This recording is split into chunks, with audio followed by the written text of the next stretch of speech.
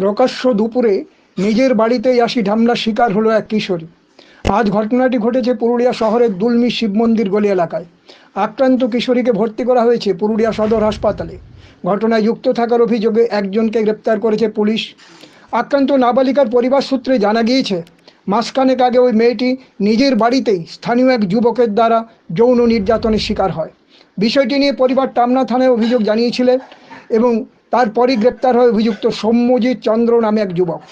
আপাতত সে জেলে, কিন্তু এরপর অভিযুক্তের পরিবার হুমকি ও মামলা তুলে নেওয়ার জন্য চাপ দিতে থাকে কিশোরীর পরিবারকে। এদিন মেয়েটি নিজের বাড়ির দোতলায় ব্যালকনিতে থাকার সময় নিচে থেকে মুখে কাপড় বাঁধা এক যুবক তার উপর অ্যাসিড বাল্ব ছুঁড়ে মারে।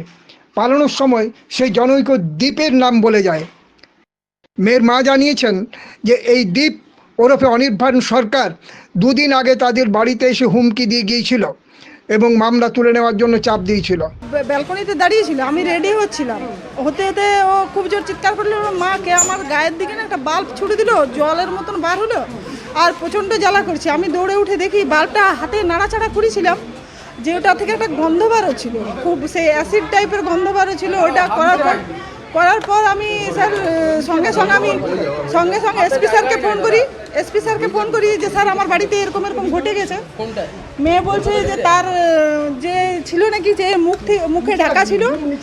মুখে ঢাকা অবস্থায় সে কিন্তু শুধু ওই দীপদার নামে কেস করেছো তো দেখো এবারে কি হয়, এইটুকু বলেই নাকি ছুড়েছো। মেয়ে ফেস দেখেনি, আমি দেখিনি তো যে ছেলে ছিল না মেয়ে।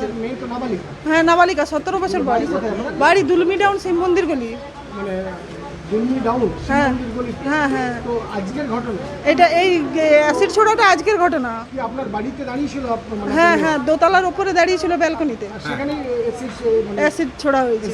হ্যাঁ সেখানে হ্যাঁ হ্যাঁ, এখন মেয়ের অবস্থা প্রচন্ড খারাপ আছে, গোটা শরীর জ্বালা। যে পাঁচটা লেগে মেয়ে দীপ নাম নিয়েছে। দীপ হ্যাঁ আমি চিনি, ওর ভালো নাম হচ্ছে অনির্বাণ সরকার। ওর নামে আমি পরশুদিন এফআইআর করে এসেছি। ও আমার বাড়ি গিয়ে আমার মেয়ের প্রক্সো কেস হয়েছিল, সেটার জন্যই আমি ওকে কেসে করেছি, পরশুদিন এফআইআর করেছি। ওই ছেলেটার নামেই বলেছে। হ্যাঁ হ্যাঁ প্রচণ্ড। এই ছেলে যতদিন ধরে প্রক্সো কেসে ওই আসামি জেলে গেছে, ওর বাবার নানা রকম লোক দিয়ে আমাদেরকে হ্যারাস করছে। কখনো কেউ ঢুকে মার্ডার করার গল্প বলছে। এ তো আমাকে টাকা পয়সা দিয়ে বলছে যে আপনি কেসটা তুলে নিন। কে টাকা পয়সা? এই অনির্বাণ, যে প্রক্সো কেসটা যে আসামি সৌম্যজিৎ চন্দ্র। অ্যাসিডটা তো আমি জানি না স্যার কে ছুড়লো, ও জেলে আছে, কিন্তু যে ছেলেটা ছুড়েছে সে কিন্তু দ্বীপের নাম করেছে, মানে অনির্বাণ সরকারের নাম করেছে।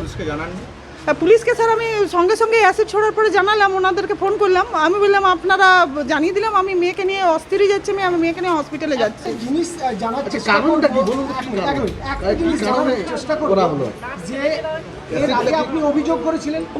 বহুবার স্যার, যতবার আমার বাড়িতে কেউ এসছে আমি ততবারই মানে থানাতে গিয়ে করেছি, জানিয়েছি। হ্যাঁ জানিয়েছিলাম। থ্রেড করার পরে এমনকি জিডি পর্যন্ত করেছিলাম। ওই যে প্রথমে থ্রেড করেছিল তার নামে জিডি করলাম। জিডি করার পর সে আবার আমার মায়ের বাড়িতে গিয়ে আমার মাকে থ্রেড করে, মা এফআইআর করে টাউন থানাতে। সেই ছেলেটাকেও ধরা হয়েছিল। আর এইটা স্যার 10 তারিখের ঘটনা, যার নিয়ে আমি এফআইআর করছি। হ্যাঁ হ্যাঁ, আমি নিরাপত্তাহীনতায় ভুগছি। আমি অনেকবার প্রশাসনকে জানিয়েছি যে দুটো বাচ্চা। পুলিশ এই ঘটনার খবর পেয়ে হাসপাতালে ছুটে যান পুলিশ সুপার অভিজিৎ বন্দ্যোপাধ্যায়।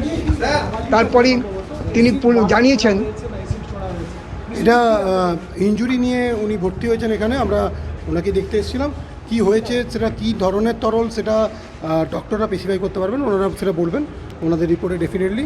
তো আমরা কেসটা দেখছি এখন। এই ঘটনাতে একটা যে কেস হয়েছিল তাতে প্রথমেই প্রিন্সিপাল অ্যাকিউজড অ্যারেস্টেড ছিল। তারপরে একটা থ্রেটনিংয়ের আমরা কমপ্লেন পেয়েছিলাম, সেই কেসেও আমরা একজনকে অ্যারেস্ট করেছি।